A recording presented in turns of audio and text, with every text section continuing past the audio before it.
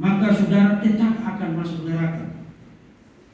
Yang dikatakan teks ini adalah sampai pada titik tertentu, sampai pada poin tertentu di dalam kehidupan seseorang, orang itu tidak dapat bertobat lagi, dan karena itu dia akan binasa di dalam murka Allah yang maha besar. Jadi teks ini tidak mengatakan kepada kita bahwa meskipun kita bertobat, tapi kita akan tetap masuk neraka. Bukan itu maksudnya. Yang dikatakan teks ini adalah ada orang-orang di dalam gereja yang meskipun mereka menerima karunia Roh Kudus, mendengarkan khotbah, bahkan menerima sakramen-sakramen seperti baptisan, seperti perjamuan kudus, tapi orang-orang ini tidak pernah bertobat. Bertahun-tahun mendengarkan pengajaran firman Tuhan, bertahun-tahun mendengarkan kebenaran diberitakan bagi mereka, bahkan lahir dari keluarga Kristen, tapi tidak pernah satu kali pun di dalam hidup mereka bertobat. Orang-orang semacam ini sampai pada satu titik Tuhan akan garis, no, tidak ada lagi kesempatan bagimu. Satu-satunya yang akan kamu dapatkan adalah penghakiman dan kebinasaan. Nah, untuk membuktikan poin itu, mari kita perhatikan apa yang dikatakan oleh teks ini. Saudara perhatikan mulai dari ayat yang keempat, sampai dengan ayat yang kelima. Penulis surat Ibrani menggambarkan karakteristik dari orang-orang yang demikian. Pertama, penulis surat Ibrani mengatakan mereka yang pernah diterangi hatinya. Nah, banyak orang berpikir bahwa mereka yang diterangi hatinya berarti orang-orang ini hatinya pernah dijamah oleh Roh Kudus, kemudian dia bertobat kepada Tuhan. No, istilah diterangi hatinya atau mendapatkan pencerahan, mendapatkan iluminasi, itu tidak harus disimpulkan orang ini bertobat. Karena kalau saudara baca di dalam Yohanes pasal yang ke-14, salah satu pekerjaan Roh Kudus adalah menyadarkan orang akan dosanya. Nah, saudara, orang yang sadar akan dosanya tidak sama dengan orang yang bertobat. Kalau saudara orang Kristen, kalau saudara lahir dari keluarga Kristen dan terbiasa mendengarkan firman Tuhan, waktu Alkitab mengatakan jangan mencuri, kemudian saudara ingat, tadi malam saya ambil uang mama saya.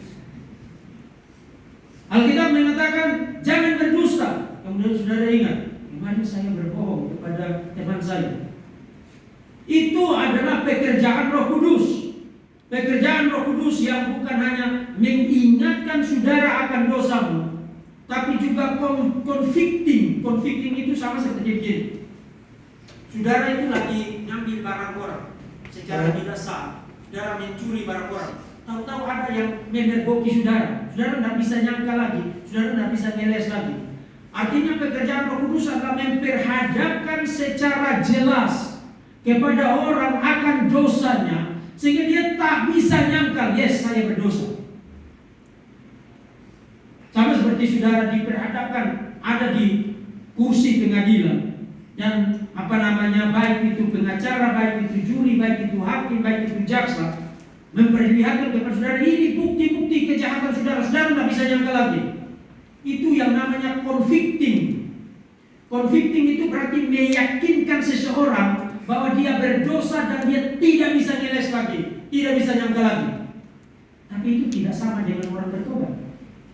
Saudara lihat, waktu Petrus berkhotbah kepada orang-orang Yahudi dan memperhadapkan mereka kepada dosa mereka yang telah membunuh Mesias, ada di antara mereka yang bertobat, tapi ada di antara mereka yang tidak bertobat. Jadi mereka sama-sama tahu mereka berdosa. Artinya Roh Kudus bekerja sedemikian jelas sehingga orang itu tahu dia berdosa, tapi itu tidak membawa dia kepada pertobatan. Jadi hatinya pernah diterangi tidak sama dengan orang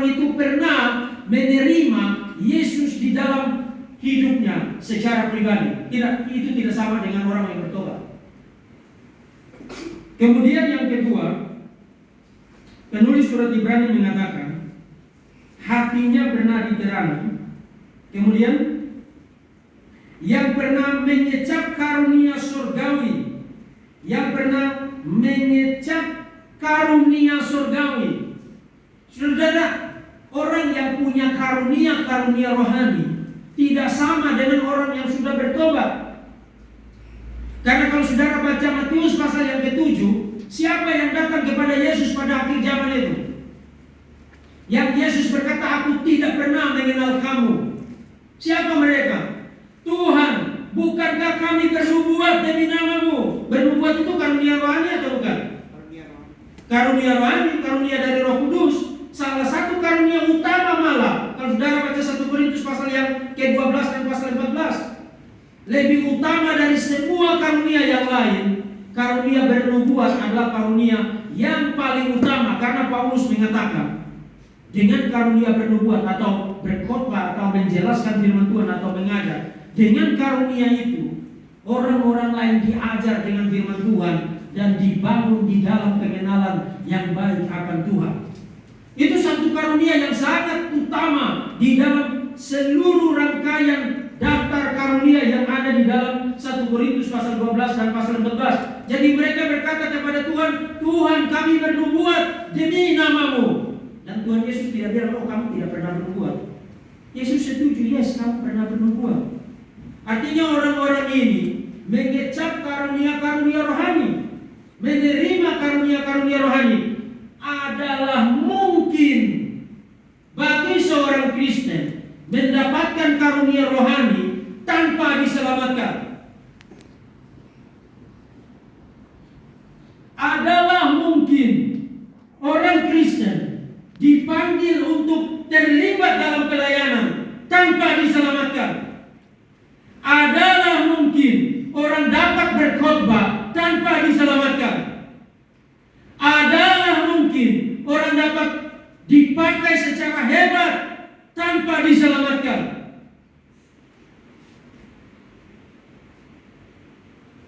Dan mereka bukan hanya bernubuat, "Kami mengusir setan demi namamu." Jadi mereka bukan hanya mengajar, mereka bukan hanya memberitakan firman, tapi Tuhan bahkan memakai mereka untuk mengusir setan. Saudara, kalau saudara bisa usir setan, itu bukan bukti saudara bertobat. Kalau saudara pernah dipakai mendoakan orang, kemudian orang sembuh, itu bukan bukti bahwa saudara hamba Tuhan yang sejati. Apalagi di Kupang kemarin ya, Philip Mantoff itu kebas-kebas jaket, kemudian orang tumbang-tumbang. No, itu palsu. Tidak ada ajaran semacam itu di dalam kekristenan. Dan itu tidak membuktikan bahwa Philip Mantoff adalah hamba Tuhan yang sejati. Mengecap karunia-karunia rohani bukan merupakan bukti pertobatan. Dapat melakukan ini dan itu di dalam pelayanan bukan merupakan bukti kamu sudah jadi Kristen. Nah, saudara perlu dengar ini baik-baik. Apalagi saudara adalah calon-calon hamba Tuhan yang nanti akan memimpin gereja Tuhan, bahkan memimpin masyarakat, bahkan memimpin dunia di masa depan. 10 tahun, 20 tahun lagi ada di antara kalian yang akan menjadi pendeta besar di Indonesia. Ada di antara kalian yang akan menjadi penginjil yang sangat besar dipakai Tuhan di Indonesia bahkan di seluruh dunia. Ada di antara kalian yang bahkan akan jadi ketua sinode, akan menjadi ketua klasis, ketua BPW dan lain sebagainya. Bahkan ada yang menjadi guru, ada yang menjadi kepala desa, ada yang bahkan bisa menjadi bupati dan lain sebagainya. Dengarkan baik-baik. Aktivitas pelayanan dan bakat, keterampilan, karunia-karunia yang menyertaimu di dalam aktivitas itu tidak merupakan bukti kamu sudah diselamatkan. Jadi orang-orang ini ada orang-orang yang mengecap karunia rohani, karunia-karunia dari Roh Kudus, karunia-karunia surgawi. Kemudian Dikatakan yang pernah mendapatkan bagian dalam Roh Kudus. Yang pernah mendapatkan bagian dalam Roh Kudus. Nah, apa maksudnya pernah mendapatkan bagian di dalam Roh Kudus?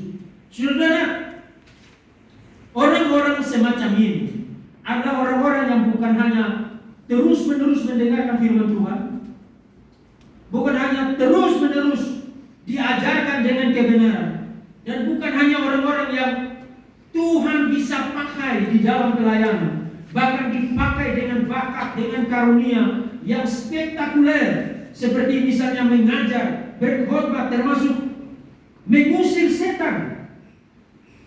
Tapi orang-orang ini juga mengecap apa yang menjadi bagian dari Roh Kudus. Biar tahu waktu kita ada di meja Tuhan, waktu kita mengikuti perjamuan Tuhan, termasuk waktu saudara dibaptis, itu saudara mengecap bagian dari Roh Kudus. Karena waktu saudara dibaptis itu berarti saudara menerima tanda bahwa saudara itu adalah bagian dari Roh Kudus, bagian dari Kristus, bagian dari Allah Tritunggal. Waktu saudara setelah dibaptis, kemudian saudara disidi, kemudian saudara mengaku percaya di hadapan jemaat, tapi tidak sungguh-sungguh percaya. Jadi apa yang kita keluarkan di mulut belum tentu ada di hati kita. Kemudian kita berhak untuk ada di meja Tuhan, menerima perjamuan kudus. Itu semua adalah bukan hanya simbol, tapi merupakan realitas dari bagian dalam Roh Kudus. Jadi mengikuti sakramen baptisan, mengikuti sakramen perjamuan kudus. Tapi apa yang dikatakan di dalam teks ini? Namun yang murtad lagi dan tidak mungkin dibaharui sekali lagi sedemikian. Orang-orang semacam itu Tuhan memakai banyak sekali waktu, memakai banyak sekali cara, memakai banyak sekali orang, memakai banyak sekali kesempatan untuk terus-menerus menyerukan kepadanya, berbalik, bertobat. Mengapa kamu harus binasa? Mereka tidak mendengarkan seruan itu.